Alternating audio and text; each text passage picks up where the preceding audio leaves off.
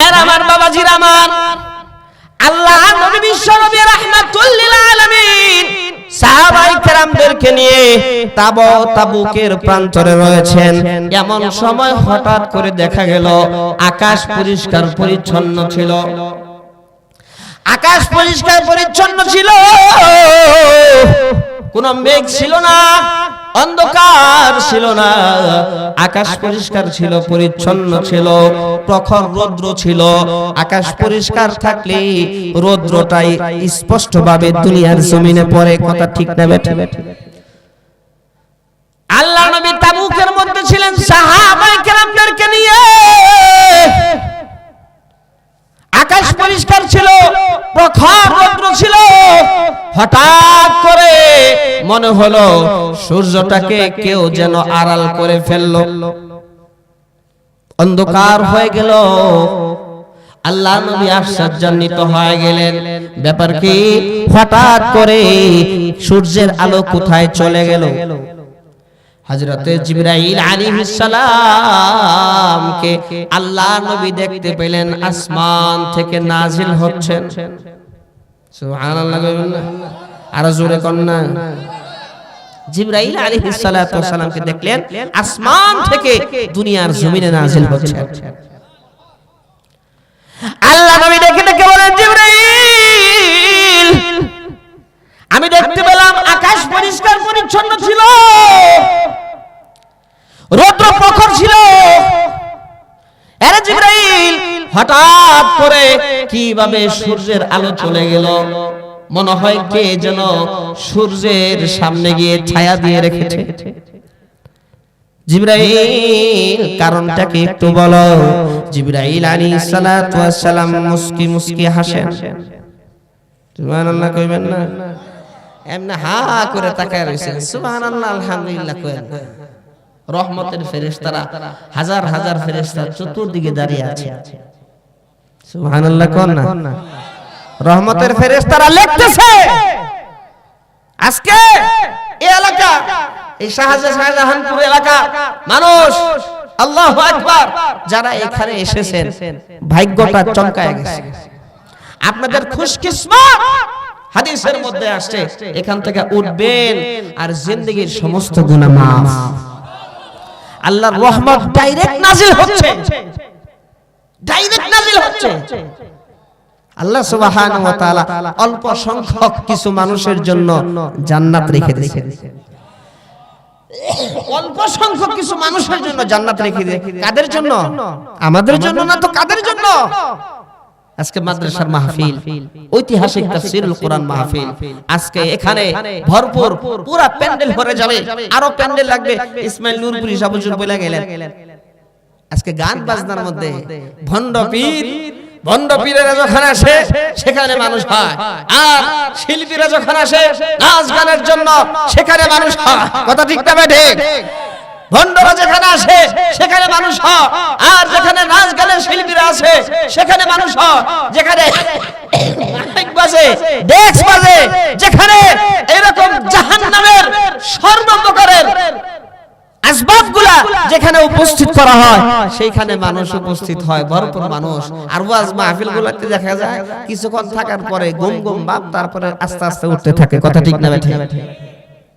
হ্যাঁ, বুঝতে হবে যে হ্যাঁ, যাদের ওয়াজ মাহফিল ভালো লাগে, দ্বীনি আলোচনা ভালো লাগে, বুঝতে হবে যে হ্যাঁ হ্যাঁ অবশ্যই অবশ্যই আল্লাহ তাআলা তাকে কবুল করবেন। আল্লাহ তাকে কি করছেন? কবুল করছেন।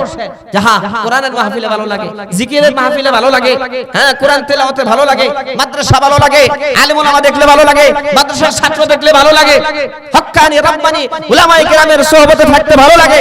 বুঝতে হবে হ্যাঁ অবশ্যই অবশ্যই আল্লাহ সুবহানাহু ওয়া তাআলা তার ঈমানটা ঠিক রেখেছেন এবং তাকে মহব্বত করেন। সুবহানাল্লাহ।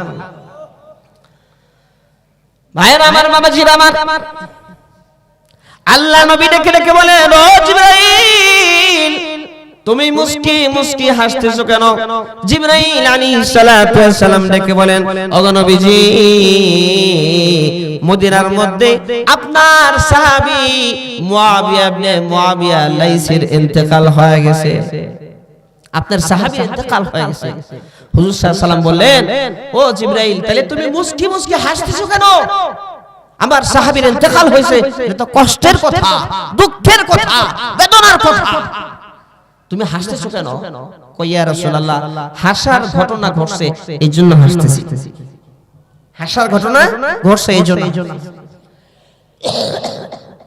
আল্লাহ নবী ডেকে ডেকে বলেন, ও জিবরাইল, কি হাসার ঘটনা ঘটেছে? জিবরাইল আলাইহিস সালাতু ওয়াস সালাম ডেকে ডেকে বলেন, ওগো নবীজি, আপনার সাহাবী মুআবিয়া ইবনে মুআবিয়া আলাইহিস ইন্তেকাল হয়েছে।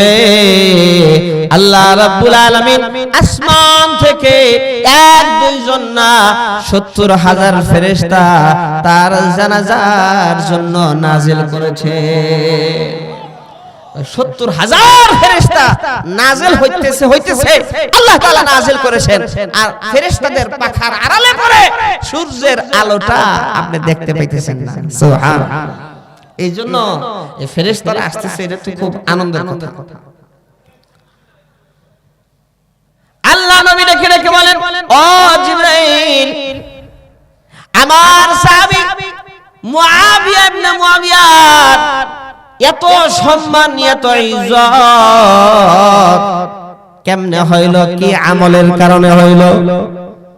হযরত জিবরাইল আলাইহিস সালাতু ওয়াস সালাম ডেকে ডেকে বলেন, ও নবীজি, আপনার সাহাবী মুআবিয়া তার একটা আমল সবচাইতে বেশি, ওই একটা আমলের কারণে আল্লাহ রাব্বুল আলামিন তার সম্মান ইজ্জতে আসমান থেকে 70,000 ফেরেশতা পাঠিয়েছে।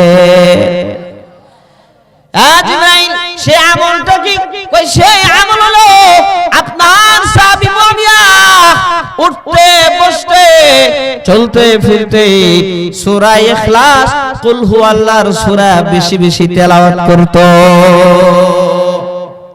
আপনার এই সাহাবী সূরা ইখলাস বেশি বেশি তেলাওয়াত করত, যার কারণে তার এত ইজ্জত, এত সম্মান। হযরত জিবরাইল আলাইহিস সালাতু ওয়াস সালাম ডেকে ডেকে বলেন, ইয়া রাসূলুল্লাহ, ইয়া হাবিবাল্লাহ, আপনার ওই সাহাবীর জানাজার নামাজ আপনি পড়বেন নি? আল্লাহ নবী ডেকে ডেকে বলেন, ব্যবস্থা হইলে তো ভালোই হইতো। জিবরাইল আলাইহিস সালাতু ওয়াস সালাম নূরের পাখা দিয়ে একটা ঝাপটি মারলেন, আর লাশের যে খাট আল্লাহর নবীর সামনে স্পষ্টভাবে দেখা যাচ্ছিল। আর সূরা কন্যা সাথে সাথে দেখা যাচ্ছিল।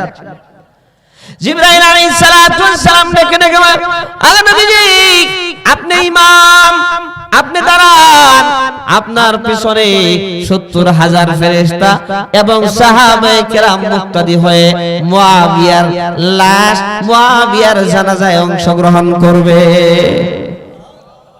সূরা ইখলাসের ফজিলত আছে না নাই? সূরা ইখলাসের আলোচনা তাফসীর করতে গেলে মিয়া 3 দিন থাকতে হবে এখানে, 3 দিন। কিছু ধারণা আপনাদেরকে দিয়ে যেতে চাই ইনশাআল্লাহ। বলেন ইনশাআল্লাহ। আমার সাথে সাথে আরেকবার সূরা ইখলাস পড়ুন। কুল হুয়াল্লাহু আহাদ, আল্লাহুস সামাদ, লাম ইয়ালিদ ওয়া লাম ইউলাদ ওয়া লাম ইয়াকুল লাহু কুফুয়ান আহাদ। আরো 10 পারা পড়ার সওয়াব পেয়ে গেলেন। 20 পারা পড়ার সওয়াব আপনাদের আমলনামায় জমা হয়ে গেল। আল্লাহু আকবার, আল্লাহু। এক পারা পড়তে কমপক্ষে যারা একটু চালু আছে, এক পারা পড়তে আধা ঘন্টা লাগে।